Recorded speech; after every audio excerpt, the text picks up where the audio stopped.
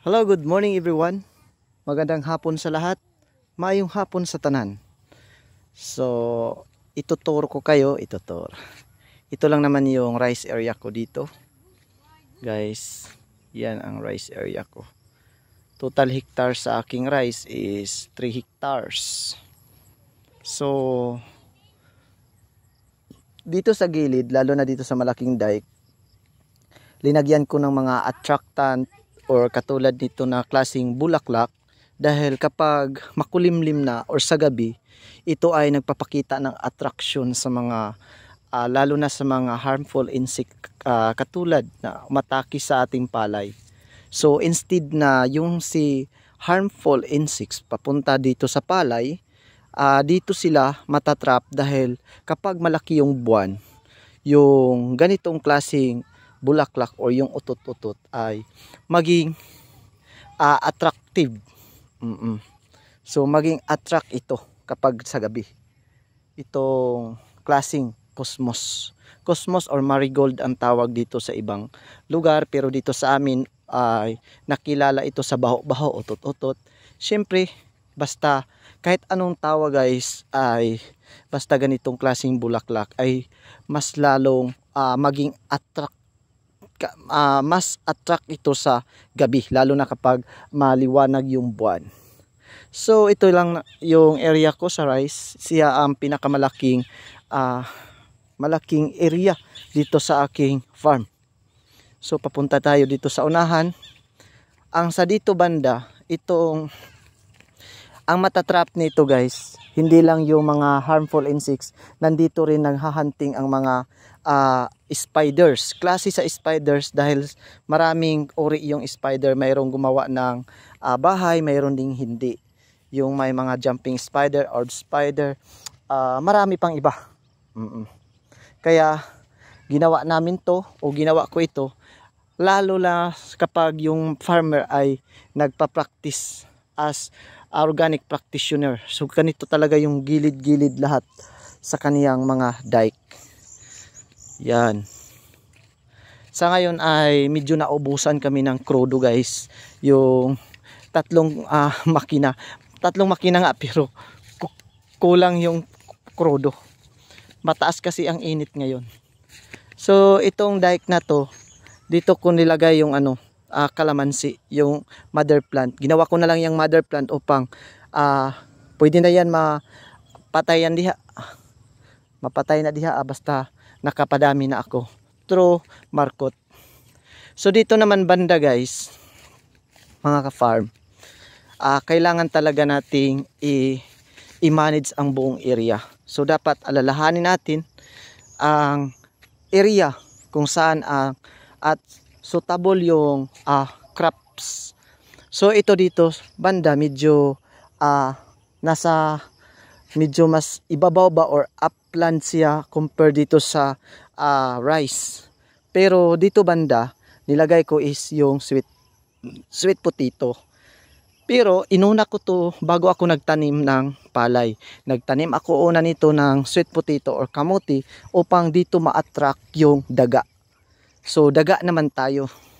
Kaya dito guys, ginawa ko itong attractant sa daga. So instead na papunta siya doon sa ating rice production, dito sila matatrap. So kung meron mang madamage through sa ilaga or sa daga, ay hindi masyado malaki yung danyos dahil mayroon tayong ginawang kung paano sila makontrol.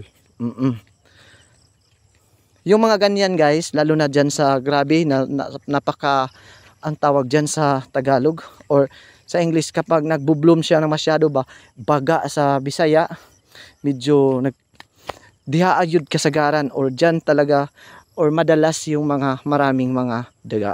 Kaya maglagay tayo ng pagkain dyan yung may mga lason upang makontrol yung mga daga. Yes, kung may magtatanong kayo bakit ganyan malaki yung dike, kasi ito na yung magsisilbi sa aking daanan. At saka maglagay ako ng isang dito, isang row lang na parang mataniman ng kahit yung mga climber lang na or yung mga vine ba, kumbaga yung pwede sitaw or tawag dyan, yung pipino, pwede. Tsaka iba pang pwede mo katay diha itong matanom. So pwede rin yung kamatis.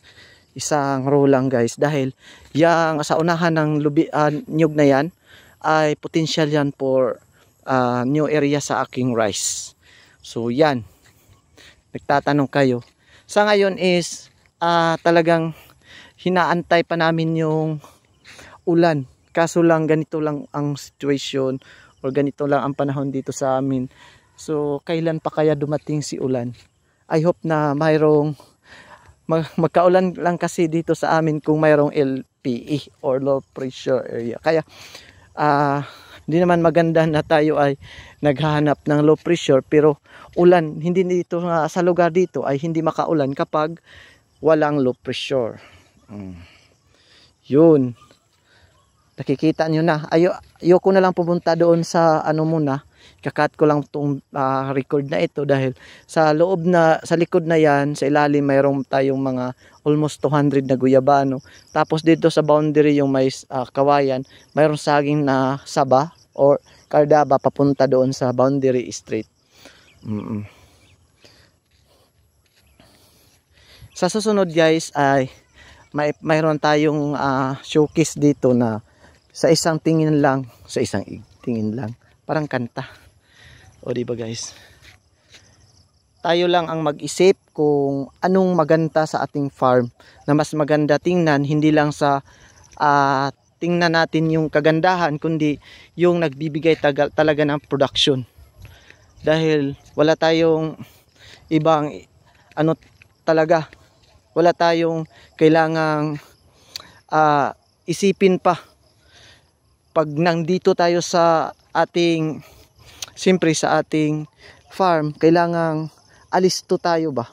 O alert tayo sa mga plano. Yan guys, tatanggalin ko yan dahil marami na akong tulad nito, kalamansi, marami akong markot. So linisin natin yan, itanggal natin yan, i-remove natin yung kawayan na yan dahil malapad pa yan doon sa likod. Yan, pa-eskwala yung natin, pa-eskwala yung limonsito natin.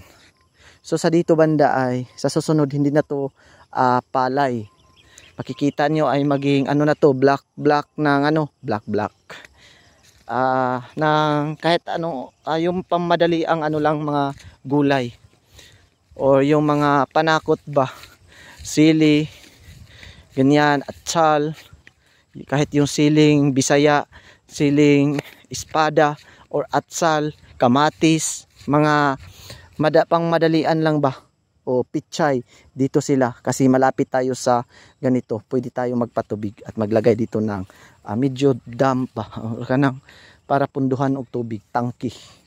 So pauwi na tayo guys, di ba? Kung nakikita mo nyo ay maganda tingnan, syempre kahit ang na nga yung mga pest ay na talagang natatrap dito. Yan.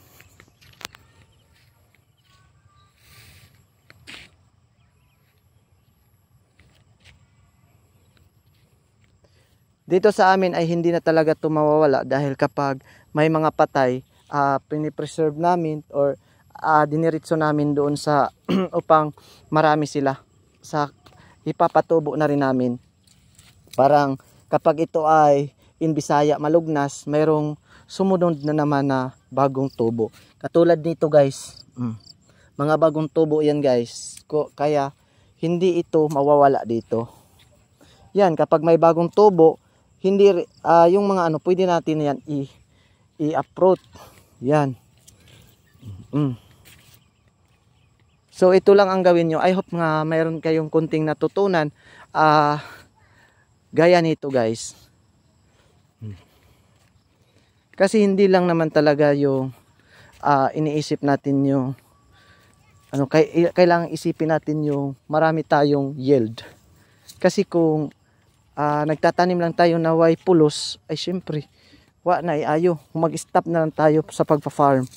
So kailangan meron tayong action o kahit iba't ibang action guys na sa pagkontrol ng mga pest. Kung dito ay nagko-control tayo sa mga kulisap or mga butterfly or moth ng mga steam borer or leaf folder, doon banda naman ay sa daga. Yan. Ay sabaan guys. So mauli na lang ta. Kaya na sabaan. So mauli na ko, mauni ang tugkaran sa among inahan. Tugkaran sa among inahan. Gamay nga tugkaran. May nalingin.